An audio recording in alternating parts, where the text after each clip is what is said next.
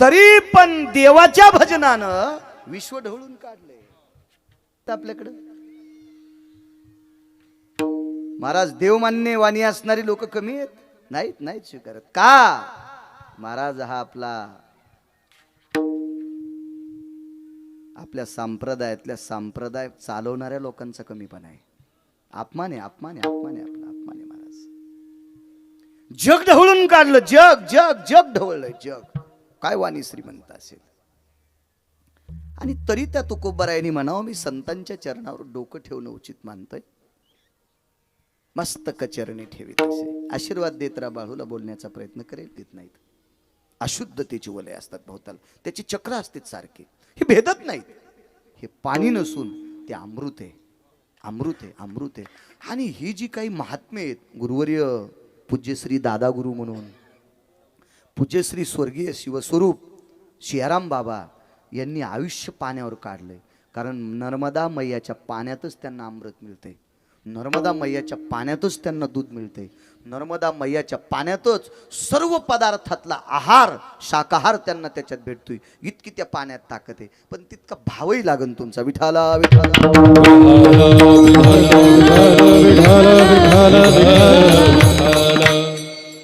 डोळे परत आले. इथपर्यंत आलतो ना.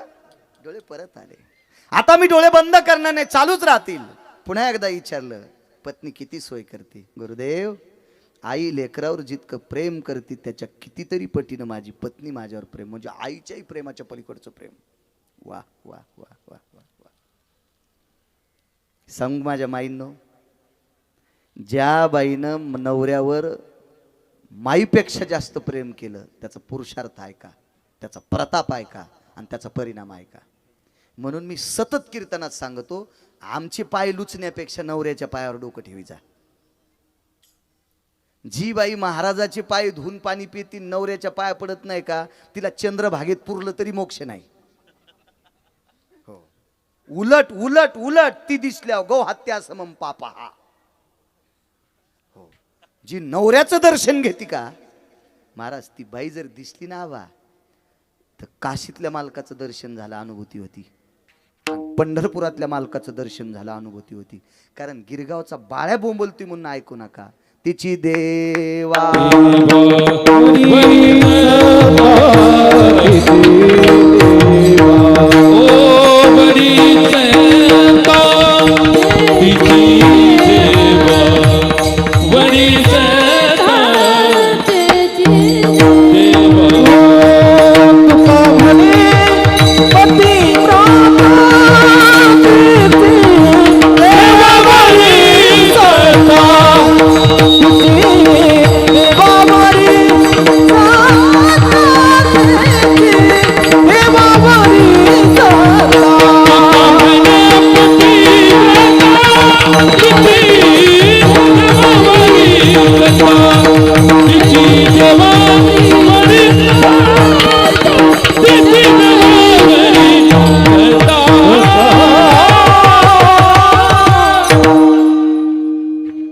माझं वाक्य आहे का माझ्या माईंनो? जी नवऱ्याचं दर्शन घेते तिची माणसावर सत्ता असेल नवल नाही. दोन्ही देवावर तिची सत्ता आहे. काशीतले मालक आणि पंढरपुरातले मालक तिचं ऐकतात. एक सांगू का तुम्हा दोघांना? आता तुमच्या दोघांच्या धर्मपत्नीनं तुमच्या दर्शनाच्या व्यतिरिक्त जगातल्या कोण्याच महाराजाच्या नाही पाया पडत तरी चालतंय. इतके तुमचे पाय पवित्र झालेत. 3600 किलोमीटर पाय चाललेत. आणि ते तंबाखू आणायला दुकानावर नव्हते गेले. ते गुटखा आणायला टपरीवर नव्हते गेले. हा ते साखरपत्ती किराणा आणायला एखाद्या दुकानावर नव्हते गेले. ते फक्त नर्मदा मैयाच्या तीरावर चाललेले तुमचे पाय आहेत. इतके पाय पवित्र आहेत.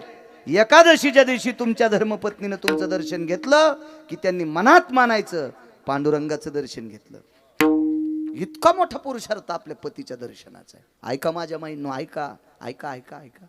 तुकोबर आहे का साधूच्या चरणावर तो मस्तक होतात. आणि बघा पतिव्रतेचा पुरुषार्थ किती. साधूनं पुन्हा एकदा विचारलं सांग बरं पत्नी कशी सेवा करती? का तारुण्य दशेतली तू म्हातारा आहे, डोळे फुटके होते, अंध होतास, आता मी तुला डोळे दिलेस म्हणून फार आशाबाईनं तुझी सेवा केली, याच्याकरता तिला पाणी लावू लावू लावू चोंबाळतोस? नाही गुरुदेव, नाही गुरुदेव. गुरुदेव अंतकरण सांगतंय, हृदय सांगतंय, आई आपल्या लेकरावर जितकं प्रेम करते त्याच्या 1000 पटीनं माझ्या पत्नीनं माझ्यावर प्रेम केलंय. आणि त्या दिवशी देवाच्या डॉक्टरनं विचार केला, नवऱ्यावर माईपेक्षाही जास्त प्रेम करणारी बाई, आज तिचं इतकं तारुण्य आहे आणि पती जरी या वयात असेल तर सृष्टी तिच्याकडे बघत असताना काय करेल. म्हणून 52 वनस्पती एकत्रित केल्या विठ्ठलांना. 52 वनस्पती त्या कुटून कुटून कुटून त्याचं चाटण तयार केलं, चाटण द्रावण चाटण तयार केलं. आणि त्या 52 वनस्पती 100 ओलांडलेल्या म्हाताऱ्याला, डोळे तर आता दिल तेच, मग त्या चाटायला दिल्या. तर 100 ओलांडलेला नवरदेव 22.5 वर्षाचा झाला. त्याचं नाव आहे च्यवनप्राश. त्या चाटणाचं नाव आहे च्यवनप्राश. मी 150 किलो खाल्ला होता कमरासाठी, एक पण गोळी कमी नाही झाली गोरं का बा. उलट्या तो जास्त खाल्ला, वाढू लागलो. 150 किलो खाल्ला. कारण ह्या महाराजांनी अश्विनी कुमारांनी ज्या वनस्पती टाकल्या का त्या त्याच्यात नव्हत्याच ना. आणि त्याच्यात जर असत्या ना, बापा बापा बापा बापा बापा बापा, अख्ख्या प्रॉपर्टी विकून म्हाताऱ्यानं तेच खाल्लं असतं. आणि त्याच म्हाताऱ्यानं डबल लग्न केलं असतं. पोराला म्हणला असता तू तसाच राय मुंज्या, तू तसाच मुंज्या राय. काय अवघड काम झालं असतं. म्हणून देव बी लय हुशार हो. हे च्यवनप्राश तयार करणाऱ्याला बी त्या वनस्पती गौसू देईन. विठाला विठाला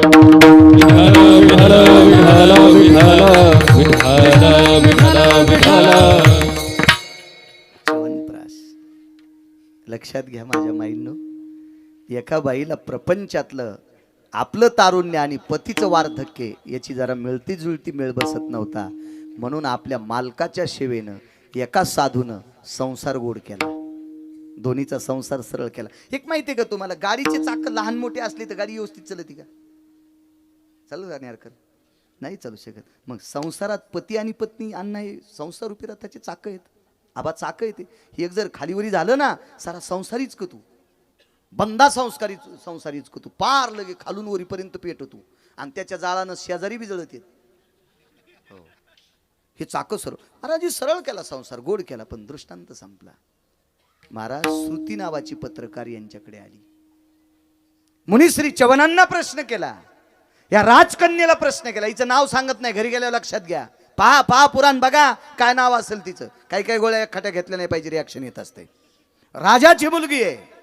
तिला विचारलं, बाई आतापर्यंत तुझ्याकडे देवता, मी आतापर्यंत लग्न झाल्याच्या नंतर सर्व चंडिका मला भेटल्यात.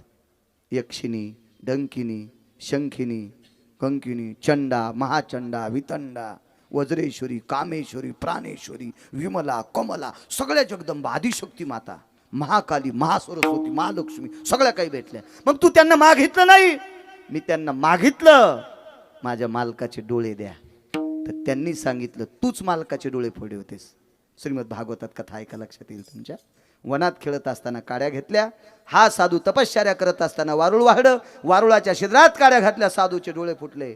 म्हणून बापानं तिच्यासोबत लग्न लावून दिले त्या साधूसोबत. तुझं पाप आहे, तुझं कर्म आहे. आणि हे फेड्याशिवाय आम्हाला बायोडाटा तुझा पुसता येत नाही. हा बायोडाटानुसार तुला या वयस्कर माणसासोबत लग्न करावं लागेल, प्रपंच करावं लागेल. चला, श्रुती नावाची पत्रकार च्यवनांकडे गेली. महाराज आपल्याला एखादी देवता भेटली नाही, ब्रह्म विष्णू महेश हे तिन्ही भेटले. यक्ष, किन्नर, गंधर्व, चारण, विद्याधर, लोकपाल, दिग्पाल, चारुवास सगळे भेटले. पण सगळ्यांनी सांगितलं च्यवना तुमचं प्रारब्ध एका जन्मातलं खोटं होतं, याच्याकरता तुमच्या प्रपंचात ही गुंतागुंती राहणारच आहे. मग श्रुतीनं सांगितलं जगदंबा तिकडे तुमच्या पत्नीचं ऐकू शकत नाही, तिन्ही देव तुमचं ऐकू शकत नाही. मग तुमचं तारुण्य परत आलं, तुमचे डोळे परत आले, तुमचा संसार सुखाचा झाला. ही ताकद कशाची आहे? तर च्यवनांनी सांगितलं हे देव करू शकत नाहीत. बाय डाटा चुलीत घालून जाळून टाकून पुढच्याचं भलं करतात, ती फक्त संत असतात. म्हणून मालक पहिल्या कडव्यात काय वाणू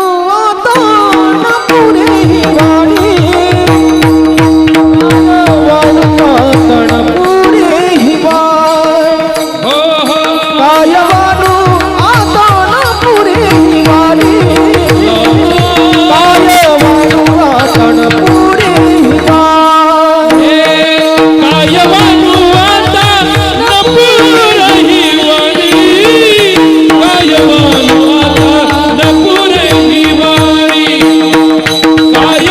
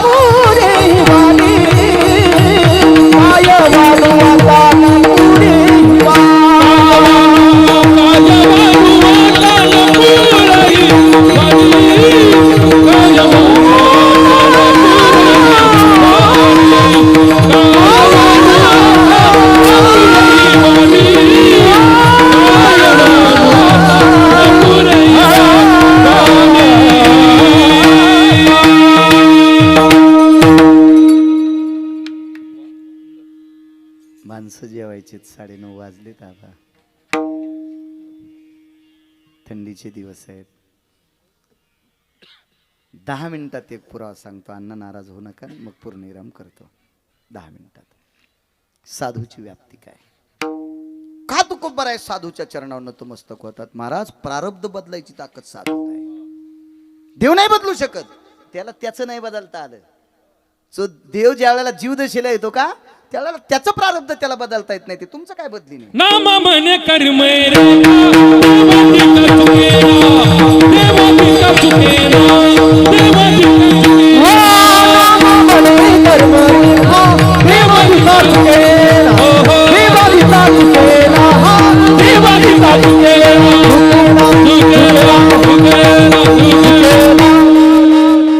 थोडासा गोड आणि मोजक्या वेळात एक प्रसंग मांडतो तुमच्या पुढे.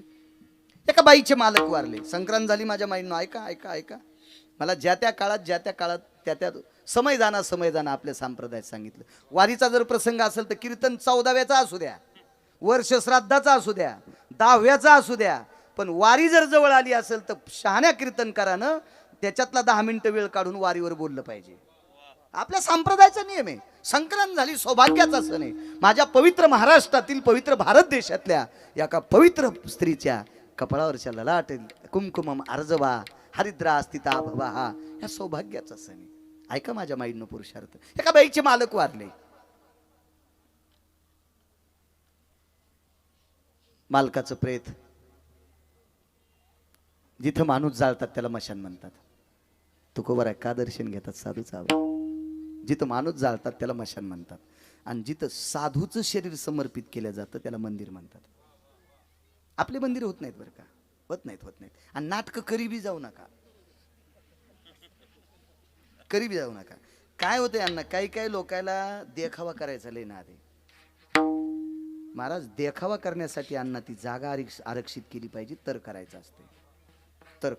नाही तर करायचं नाही. 5 एकरची पट्टी हायवेला, म्हातारी आज्याला बायका 3, म्हातारी 4, वडील आणि आजोबा 6 समाधी हायवेच्या कडेनं. आणि जमीन चालली 15 लाख रुपये गुंठा. नातवानी विचारलं, बाबा काय मिळे. नको रे, ही माझ्या वडिलांची, ही माझ्या आजोबांची आहे, ही माझ्या 3 आज्यांची आहे, ही माझ्या आईची समाधी आहे. नको रे. अक्कल खराब झाली काय तुमची.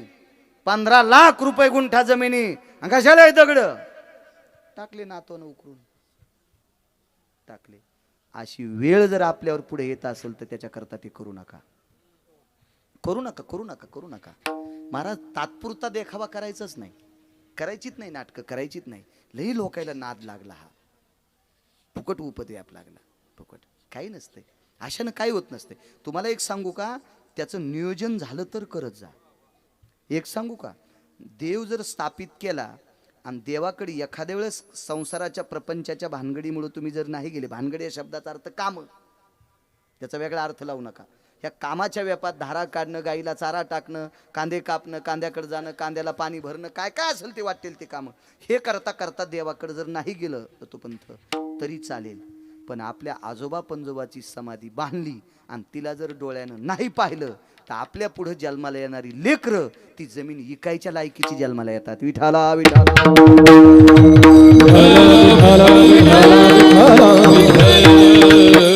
कारण सर्वात मोठा क्रूर जर शाप कोणाचा असेल तर पितृलोकांचा आहे. म्हणून ते म्हणत बी नाहीत ना आम्हाला असं करा. ते म्हणत नाहीत. ते फक्त साधं सोपं तुम्ही साधं घाला, अमकं करा, तमकं करा वगैरे वगैरे असं. जाऊ दे, आजच्या कीर्तनात ते नकोय आता. पण मी याच्याकरता सांगतो, जास्त धोंगडपणा नकोय. माणसं जाळतात त्याला मशान म्हणतात. आणि तिथं मालकाचं प्रयत्न, पण बाईच्या हातात सूप होतं. काय वानवाता न पुरेवानी, बाईच्या हातात सूप आहे. आणि त्या सुपामध्ये हळदीचा आणि कुंखाचा करंड आहे. ऐका माझ्या मावल्यांना, ऐको. संक्रांत झाली कालच्या 14 तारखेला. ऐका. त्या सुपामध्ये हळदीचा आणि कुंखाचा करंड आहे. हिरव्या बांगड्या येतात. एक हिरव्या रंगाचा पीस आहे. असू द्या कोणाही रंगाचा, काय होत नसतं त्याचं, एवढं काय नसतंय. पीस वस्त्र असावा. आणि एक खारीक, एक सुपारी, एक हळकून, गोटीचं सामान आहे अण्णा त्याच्यामध्ये. आणि रस्त्यानं तिनं सूप सोयीचं धरलंय, सोयीचं बरं का, उलट नाही, सोयीचं सूप धरलंय. आणि रस्त्यानं जी स्त्री दिसेल तिला हळदी कुंकू देत देत ती चाललेली. एक पाप मनातलं काढून टाका. यावर्षी संक्रांतीचं कसं झालं माहितीये का, पौष महिन्याच्या शेवटी पोट फुटलं, म्हणजे संक्रांत उशिरा आली. यांना जास्त कुखाचं बोट आणि चहाचं गोट घ्यायला वेळच नाही भेटला. नाही तर संक्रांत जर अगोदर आली ना पुष महिन्याच्या पहिल्या आठवड्यात, तर 3 आठवडे चलतं हळदी कुंखाचा कार्यक्रम. हळदी कुंखाचा कधी माणसाला बाहेर कस काय बसला ती हळदी कुंखाला गेली.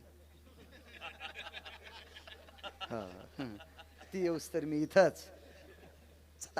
जास्त संक्रांत उशिरा आल्यामुळं बरं झालं, वेळेस स्वयंपाक व्हायले, सगळ्या गोष्टी व्हायला, पप्याचा बाप जेवायला बी टायमाला. आपलं काय नसतंय, आपल्या महिनाभर फिरेनात आपण बाहेर टप्पू हाणून येतो, आपल्याला काय ताण नाही. बेजाऱ्या तुमच्या आता, तुमच्या बेजाऱ्यात, आमचं काय ना, आम्हाला काय नाही. देवीचं तेल द्यायला, भोत्याला घाईला या उजडूसतात का हळदीचं कोखंदी घेत चलत चलत राह. आणत राय वस्तू, चहा चाळायच्या चाळण्या, शॅम्पूच्या पुड्या, हो घासण्या, वर्षभर काय घ्यायचं काम नाही. महाराजाची बायको म्हणली की 2-2 देतात लोक, काय ताण नाही. एक सांगतो माझ्या माईनं, एक पाप करायचं नाही, न सोडून द्या. बाई किती गरीबाची आणि किती श्रीमंताची, हळदी कुंकू देत असताना तिची श्रीमंतीन तिचे दागिने पाहायचे नाही. हा स्त्रीत्वाचा पुरुषार्थ तुमच्याकडे असावा. तुम्ही थोडंसं पाप करता. श्रीमंताच्या बाईला मोठं भगवं देता, बऱ्या घरची बाई आली की गुळाचं ढेकूळ देता, आणि गरीबाची बाई आली की शॅम्पूची पुडी देता. हुंडी नाही व्हायचीच का? केस राहायचा नाही आंघोळ करायला, केस केस केस. गरीबाची बाई आली की शॅम्पूची पुडी रुपयाच्या 3.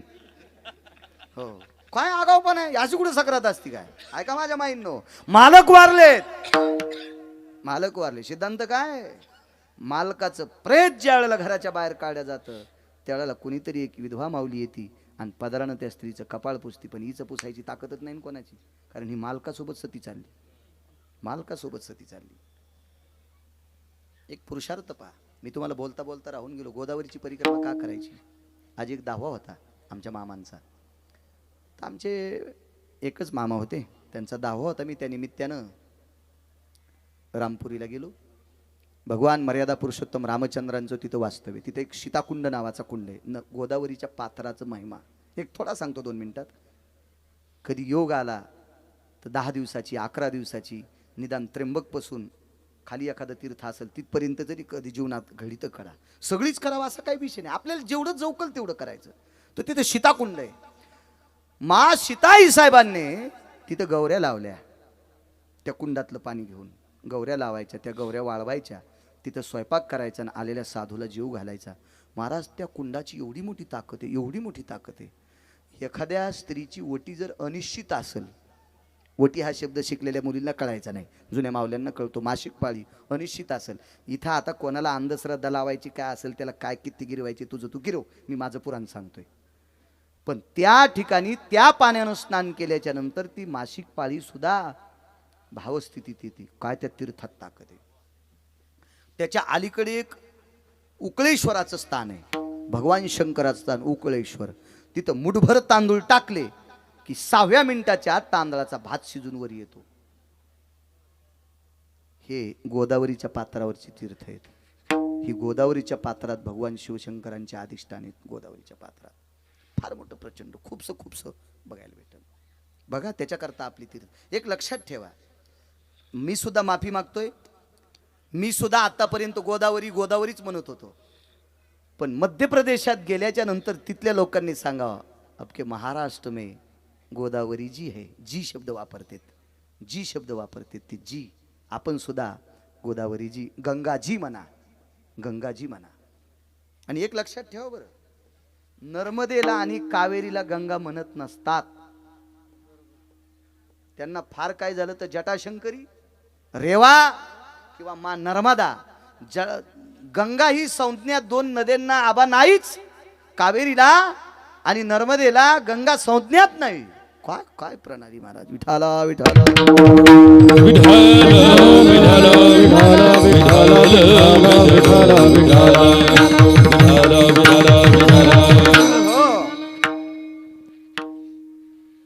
हातामध्ये सुपे वान देत चाललेली, हळद कुंकू देत चालली.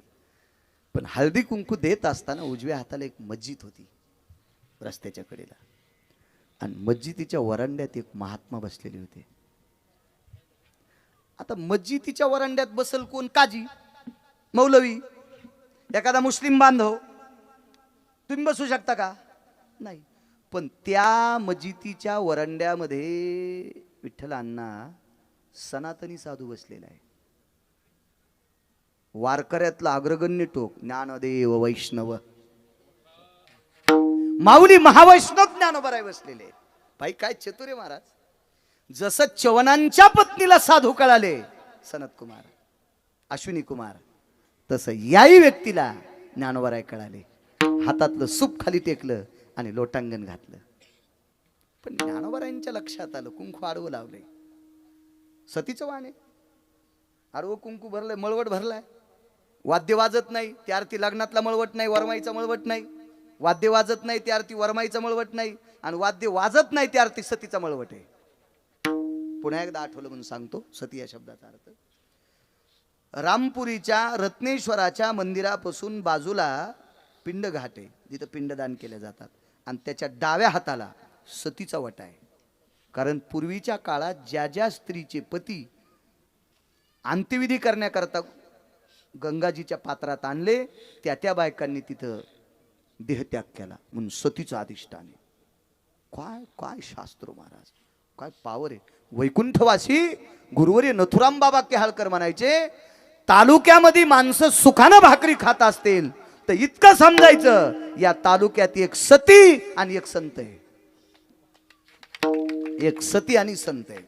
तालुक्यामध्ये नैसर्गिक आपत्ती येऊ नये, माणसं सुखानं जगतात किंवा जीवितहानी होत नाही. जीवितहानी होत नाही, होत्या थोडंफार नुकसान, कधी द्राक्ष जातील, कधी कांदे खराब होतील, कधी काही, हे थोडंफार कमी अधिक आर्थिक होऊ द्या, पण जीवितहानी होत नाही एवढा निसर्गाचा कोप होऊ नये, जीवितहानी होत नाही याचा अर्थ त्या तालुक्यामध्ये सती आणि संत गुरु बाबा ह्या जीवनाचा पुरुषार्थ आहे. जेथे वैष्णवाचा धन्यभूमी पुण्य लोक, धन्यभूमी पुण्य लोक, धन्यभूमी पुण्य लोक, धन्यभूमी पुण्य लोक, धन्यभूमी पुण्य लोक.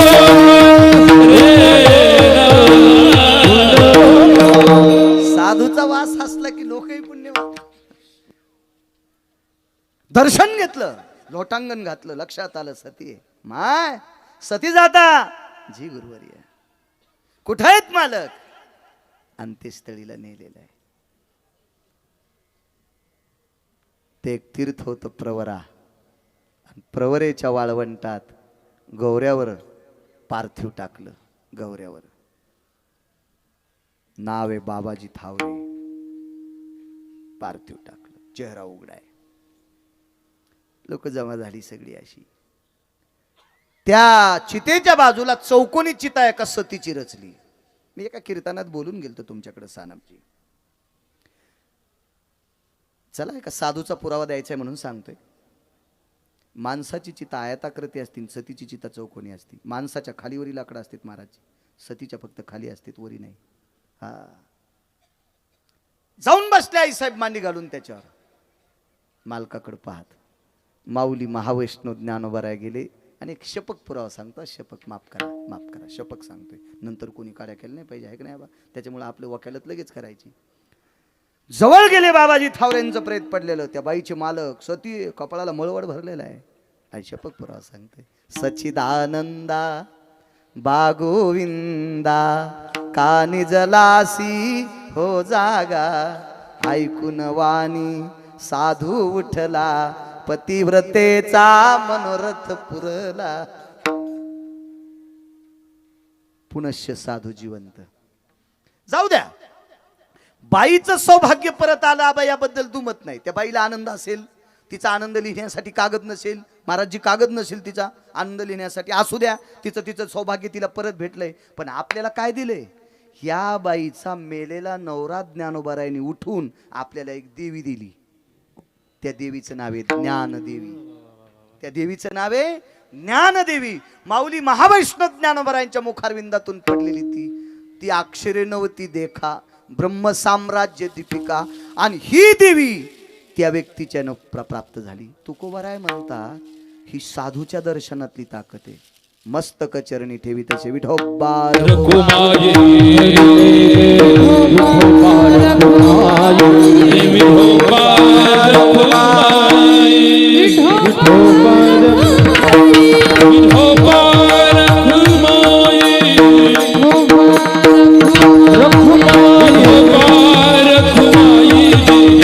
विठोबा रघुमाये विठोबा रखुमाई दे दे विठोबा रखुमाई विठोबा रघुमाये जय जय विठोबा रघुमाये विठोबा रखुमाई दे दे विठोबा रखुमाई जय जय विठोबा रघुमाये जय जय विठोबा उठो के जोर में लगी आई जय विठोबा रघुमाये जय जय विठोबा रघुमाये जय जय विठोबा रघुमाये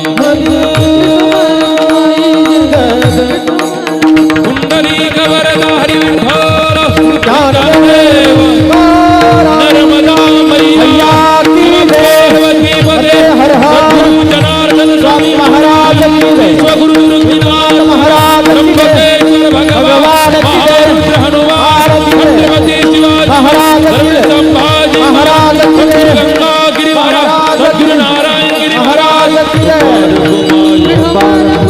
विठोबा रखुमाई विठोबा रखुमाई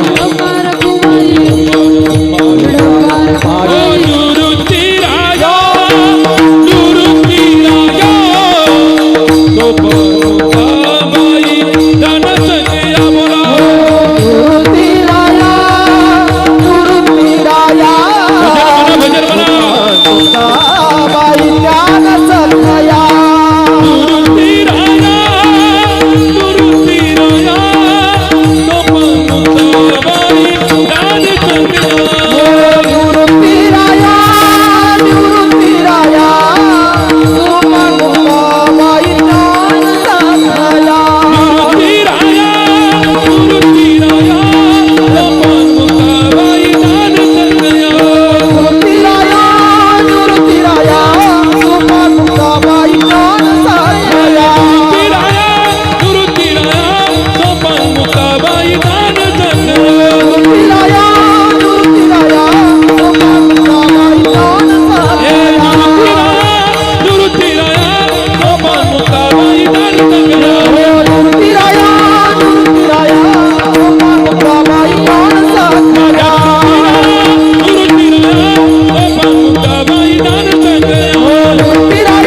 गुरु तिराया सोपान मुक्ताबाई दान संगया तुरुतिराया तुरुतिराया बाई ज्ञान सत्या गुरु तिराया सोपान मुक्ताबाई दान संगया तुरुतिराया तुरुतिराया बाई ज्ञान सत्या गुरु तिराया सोपान मुक्ताबाई दान संगया तुरुतिराया तुरुतिराया बाई बली कबरदारी विठारा त्रितारे विश्वगुरु निरुक्तिनाथ महाराज की जय भगवान नर्मदा मैया की पार्वती पदे हर हर महादेव जनार्दन स्वामी महाराज की जय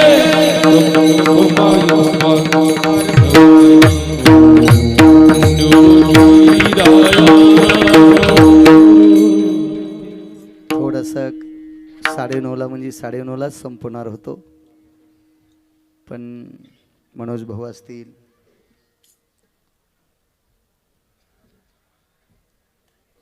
आदरणीय मनोज भाऊचे बंधू आमचे रत्नाकर भाऊ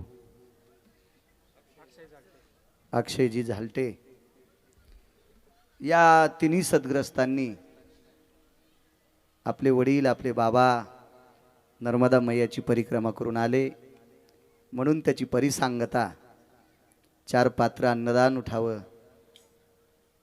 इष्ट मित्र सजन सखी सोयरी धायरी आपल्याकडे यावं आणि गोडशी परिक्रमा करून आल्याच्या नंतर आपल्या दारामध्ये 4 पात्र उठावे असा भाव या तिन्ही तरुणांच्या अंतकरणात आला आणि आपल्या वडिलांचं स्वागत मोठ्या जल्लोषात मोठ्या आनंदात गुरुवर्य सद्गुरु पूज्यश्री 1008 नर्मदा मैया कृपापात्र श्री गुरु जनार्दन स्वामी कृपापात्र असे परमश्रद्धेय गुरुवर्य शिवगिरी बाबांना सुद्धा या ठिकाणी आमंत्रित केलं, त्यांची सुद्धा पाद्यपूजा केली, गुरुपूजन केलं आणि आशीर्वाद घेतला. सात्विक सदाचारी पावन तरुण आहेत. मलाही सारखा संपर्क करत होते, येण्यास भाग पडलं. त्यांच्या वडिलांनी दोघांनी बी, आदरणीय झालटे काका असतील, शेवाळे काका असतील, दोघांनी परिक्रमा केली. हा कायमस्वरूपी वारसा पुढे तरुणांनी पुढे ठेवा. प्रपंचातला थोडासा व्याप बाजूला काढा, कधी कधी जीवनात एकदा करा. एक सांगू का राजो, तुमच्या गावापासून निवृत्तीनाथांच्या यात्रेला जर पायी गेले तरी नर्मदा मैयाचं पुण्य प्राप्त होईल. मला 9 ते 10 तास लागायचे ब्रह्मगिरीची परिक्रमा करायची. मी यावर्षी, गेल्या वर्षी पण अजय माझ्याकडे होता गरजा महाराष्ट्र चॅनलवाला, पण यावर्षी नर्मदा मैयाची कृपा झाल्यामुळं, शरीर सदृढ झाल्यामुळं आम्ही 4.5 तासात पूर्ण परिक्रमा करून तिथं आलो. जात जा जात जा महाराज. आध्यात्मिक दृष्ट्या तर त्याच्यामध्ये सत्व आहेच, पण विज्ञानाच्या दृष्टीनं सुद्धा, शारीरिक दृष्ट्या सुद्धा अण्णा तीर्थयात्रा पायी करण्यात फार मोठा लाभ आहे. उपस्थित सर्व श्रोत्यांना प्रणाम करतो, सर्व कॅमेऱ्यावाल्यांनाच प्रणाम करतो. साऊंडवाले तुम्ही आवाज दिला छान, तुम्हाला सुद्धा प्रणाम.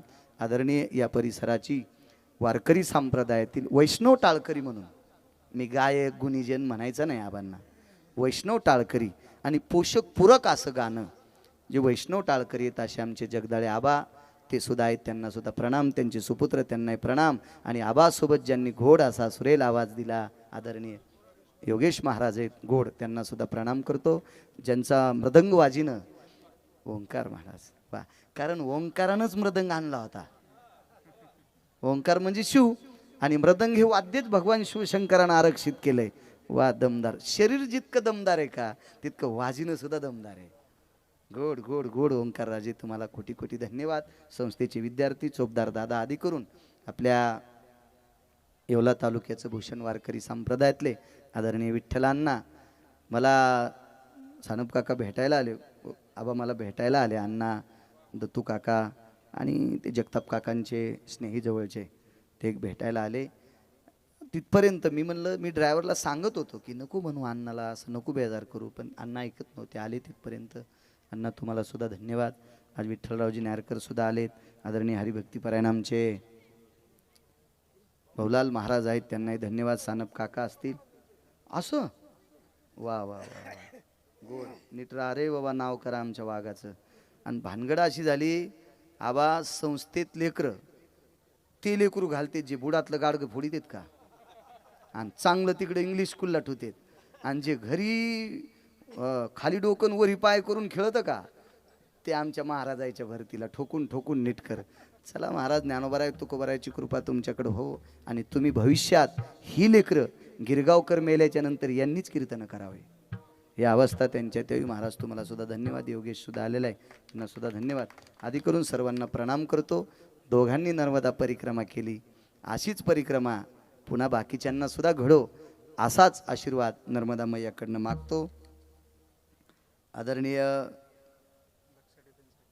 लक्ष डिफेन्स अकॅडमी जळगाव नेऊर चे संचालक मेजर आनंदजी गुंड सर यांची धार्मिक कार्यक्रमात कायम, आनंदजी गुंड सरांचं पारमार्थिक क्षेत्रात, आध्यात्मिक क्षेत्रात फार मोठं नाविन्य असतं, अग्रेसर असतात. एक अकॅडमी चालवत असताना सुद्धा आपल्या धर्मावर त्यांचं अतूट प्रेम आहे. आनंद सरांना सुद्धा कोटी कोटी धन्यवाद. एक सहज अर्धाच किंवा 1 ते 1.5 मिनिटं घेतो तरुणांनो. एक लक्षात ठेवा, आपल्या धर्मावर बऱ्यापैकी लोकांनी बोटं ठेवण्याचा प्रयत्न केलेला आहे, चालत आहे. लक्षात ठेवा, अनादी कालापासून चालत आलेला हा सनातन संस्कृतीचा ओघ, या ओघाला कोणी बोट लावायची ताकद काय कोणाची माय व्याली, पण आदा कदा नालायकांनी, अधर्मीयांनी बोट लावल्याच्या नंतर धर्माला थोडीशी ग्लानी येत असते. आरशावर धूळ आल्याच्या नंतर जसा चेहरा साफ दिसत नसतो, तशी धर्माला ग्लानी आल्याच्या नंतर आपल्या प्रक्रिया गोड चालत नसतात. म्हणून तरुणांना विनंती करतो, मोबाईल खेळण्यामध्ये बाकीचा वेळ जास्त चुकीच्या कामात घालण्यापेक्षा कधी कधी धर्मकार्यात वेळ घाला. विटेवरचा मालक आणि काशीतले मालक तुमच्यावर कृपा करील. कधी कधी धर्मकार्याकरता वेळ द्या. एक अकॅडमी चालत असताना अनौन्सर इतका वेळ देतात, तसं आपल्या तरुणांनी सुद्धा धर्मासाठी वेळ द्या, आपल्या देशासाठी वेळ द्या, आपल्या राष्ट्रासाठी वेळ द्या, आपल्या मातीसाठी वेळ द्या. ज्यामुळे आपण जिवंत आहोत त्या वीरांसाठी आपला वेळ द्या. थोडंसं त्यांना सुद्धा वाचा, त्या महापुरुषांना वाचा, इतकी तुम्हाला विनंती करतो आणि माझ्या वाणीला विराम देतो. पुनश्च तुम्ही परिक्रमा केली, तुम्हालाही प्रणाम करतो. ज्ञानेश्वर माऊली माऊली ज्ञानराज ज्ञानराज माऊली तुकाराम ज्ञानेश्वर माऊली ज्ञानराज माऊली ज्ञानेश्वर माऊली ज्ञानराज